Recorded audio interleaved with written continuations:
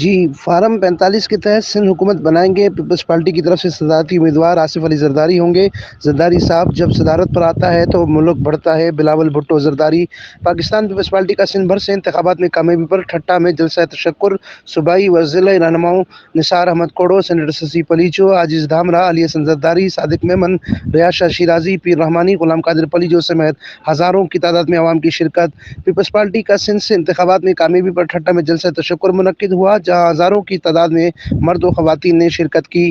Party chairman Bilawal Bhutto Zardari نے اپنے خطاب میں کہا کہ افسوس، باقی سیاستدان عمر میں مجھ سے بڑے ہیں پر وہ اپنے لیے سوچتے ہیں، ہمیں عوام کے لیے سوچنا ہوگا۔ ہارنے والے اور جیتنے والے سب احتجاج پر ہیں۔ ملک بحران کی طرف جا رہا ہے، ایسے میں ایک بار پھر پاکستان کھپے کا نعرہ بلند کرتے ہیں، جمہوریت پر یقین رکھتے ہیں، اگر آمریت بڑھی تو رکاوٹ بنتے ہوئے بھرپور مزاحمت کریں گے۔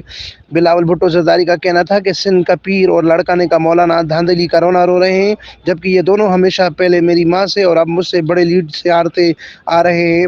مولانا کو جھوٹ نہیں بولنا چاہیے اور پیر صاحب کو صرف دیدار کرانے سے کام نہیں چلتا، عوامی امنگوں پر پورا اترنا پڑتا ہے۔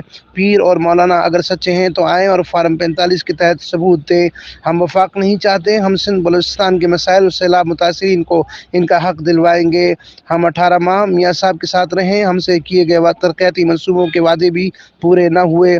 اگر متعلقہ فارم سے انصاف نہ ملا تو پھر عوام کے ساتھ بھرپور احتجاج کروں گا۔ سندھ حکومت فارم 45 پر حکومت بنائے گی۔ پیپلز پارٹی کی طرف سے صدارتی امیدوار آصف علی زرداری ہیں۔ زرداری صاحب جب صدارت پر آتا ہے تو ملک بڑھتا ہے۔ بجٹ سے پہلے اپنی کابینہ کے ذریعے ضلع وائز مسائل اور ترقیاتی منصوبوں کا پروفائل بنائیں گے تاکہ ٹھٹہ اور دیگر ضلعوں میں ترقیاتی منصوبے قائم ہوں۔